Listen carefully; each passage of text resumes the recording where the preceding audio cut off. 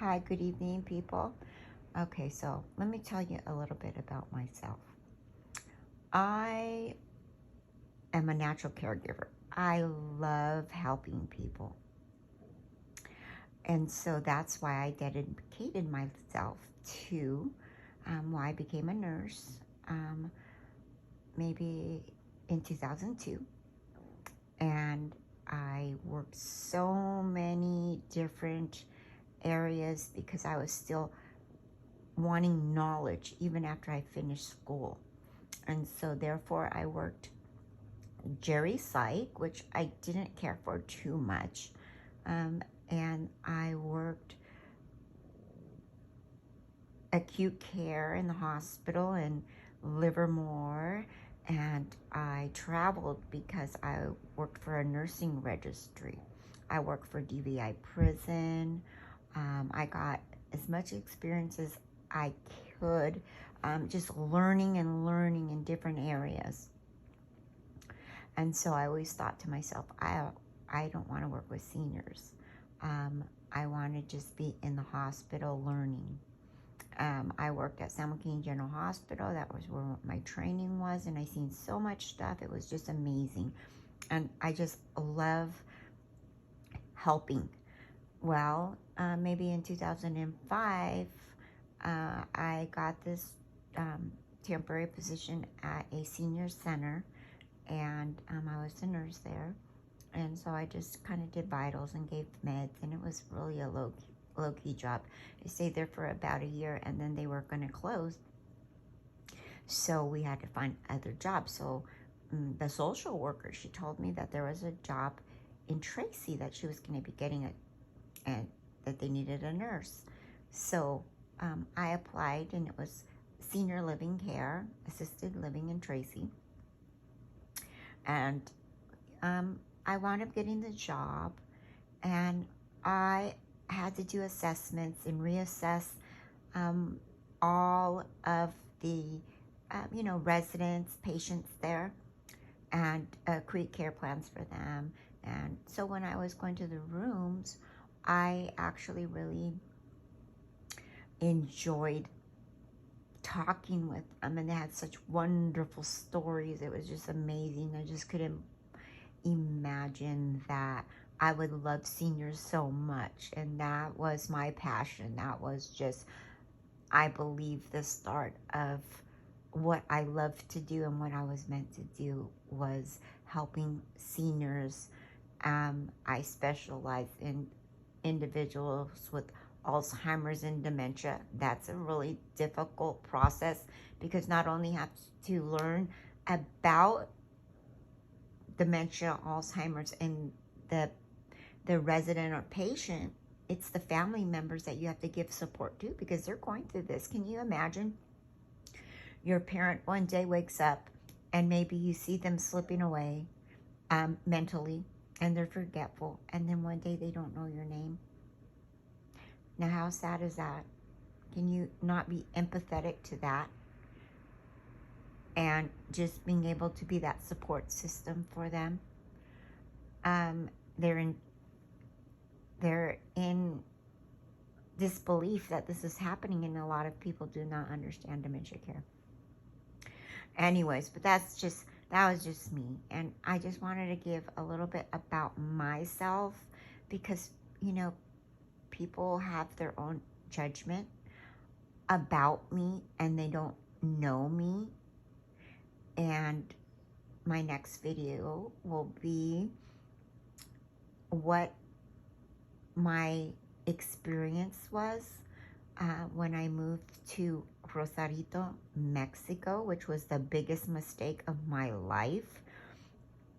So if anybody's thinking to move to across the border, I would really second guess that, and just make sure that you have a lot of security around you. And I know that there's a lot of Americans in different, not only Americans, but other countries. People are like moving over, the Australians, and people from all over. But I don't know, just for some reason, that the messages that I would get from individuals over there are that Americans treat Hispanic people really bad, and that they literally hate Americans. But yet they come across and they don't realize what kind of services that are given, and it's just not for Hispanic people. I mean, there's Asian people and there's Hmong people and Indian people. So I'm not just pointing at any race at all. Not at all. I am not a prejudiced person. I love everybody. Um, my father is from Mexico, from Aguascalientes, Mexico. My mother was born here in the United States, and she's Filipino and a little bit of American Indian. And her grandfather was a red-headed Irish man, full-blooded Irish. So I do have a lot of little mixes in me, but when people ask me what am I say I'm Mexican and Filipino. So anyways, I just kind of wanted to share a little bit about me so people know about me. I'm not crazy.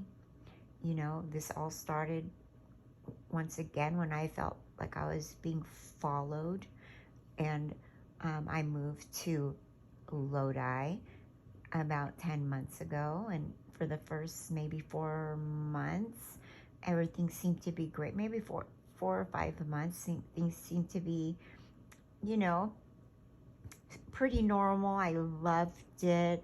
I mean, stores are really close.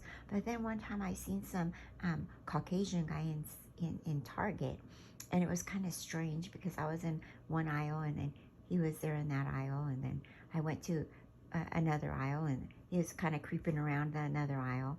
And it was funny, and so I said, I'm going to go to the feminine product aisle and see if he lurks around there. And so I went there just because, and lo and behold, a minute or two later, he's not in that actual aisle. He's across the aisle on the other side.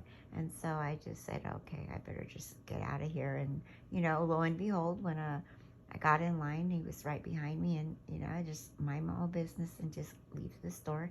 And I came home and told my husband, hey, it just seems like some guy was following me. It was kind of weird because, you know, I explained everything that I just said. And anyway, so, you know, I just kind of noticed that, like, I was being watched. And anyways, I don't know. I'm not special. I don't got lots of money so they could kidnap me, or I don't know. I have no clue. Anyway, so, you know, I've had things around my house, people looking over my fence. I've had people in my yard coming in at 6 o'clock in the morning. You know, that's why I have cameras, because I'm not a lunatic. I didn't have cameras until I started noticing people coming into my side gate at 6 o'clock in the morning, and another one coming in on this other side of the gate and leaving my pool light on. And so, you know, I don't know why I'm being group stalked. I think they were misinformed about who I am, and I'm gonna be pretty straightforward. They followed me all the way to my job, and they mimic like they had a gun in their hand. And so I started getting nervous to go to work because they'd follow me way to work. And you know, I'm not working right now, let's just put it that way, because a lot of trouble that was caused from the group stalking. So I mean, it is what it is. I'm not scared of work. I've had 2 jobs at once. I've worked 2 jobs. I'm not scared of work, okay? So I just wanted to say that and tell a little bit about myself. Oh yeah, the main point in my life, my key people, I should say, in my life are my children. I have one daughter. you know, she's the oldest, and then I have 2 sons. They're all married. They married great spouses. I have 2 granddaughters, and my granddaughter is my pride and joy. She is my mini me, and I'm like so free spirited. And see, that's the thing that people don't understand is when they group stalk somebody or harassment or whatever, they're trying to suck the life out of you. I love music. I love to dance. I love to cook. Oh my gosh. I think I'm going to start a cooking channel because, you know what, I cook so much stuff and I learn things, and, you know, that's part of customized, um, you know, like just, I just love cooking, I should say. I'm doing this raw. I'm not a good speaker, so it's just like I'm just like talking just from my heart. But cooking is my passion. I love feeding people. I mean, I guess maybe that's like a Filipino thing. Like you just cook, cook, cook, cook, cook, and then you put all the food out, and everybody sits around, and family and friends and chatting and talking. And who wouldn't over some adobo, lumpia, pancit, um, you know, well, of course, white rice. You have to have white rice with everything.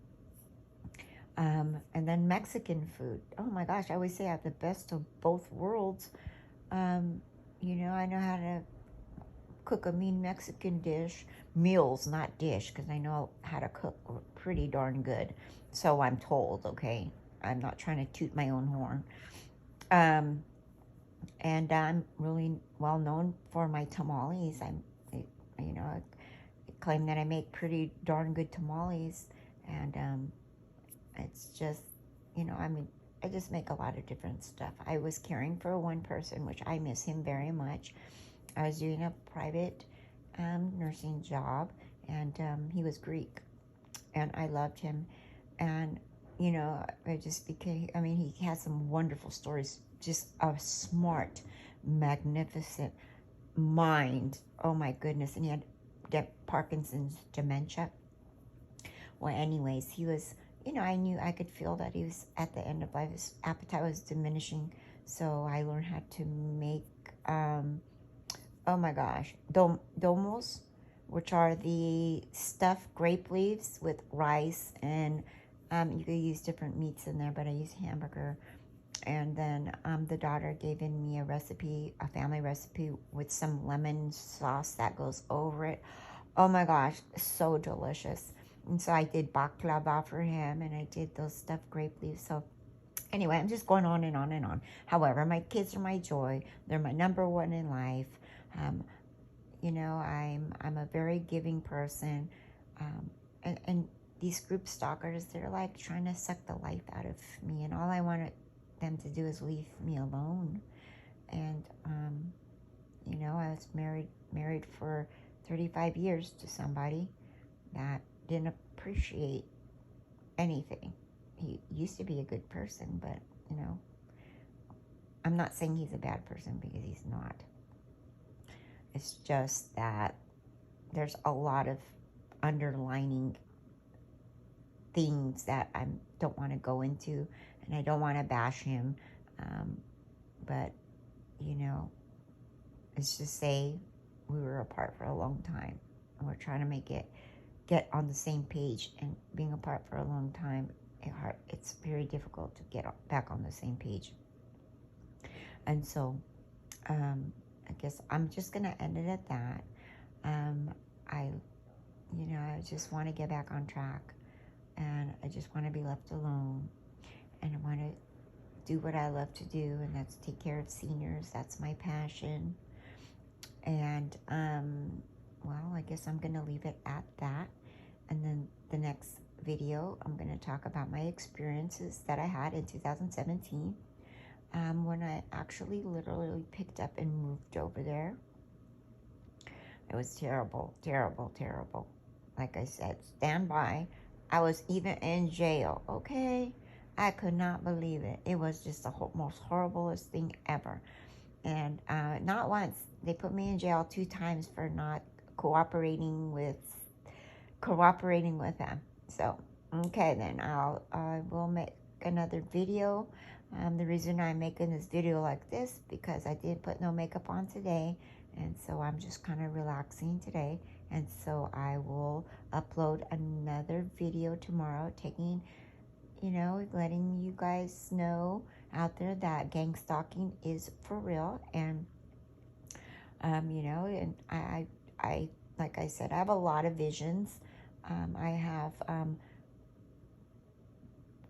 14 years experience in RCFE. I'm thinking about doing an RCFE channel with seniors with dementia and Alzheimer's. And then, I don't know if you guys just seen that, but someone just flashed a light in my window. And I am going to sign out now so I can upload this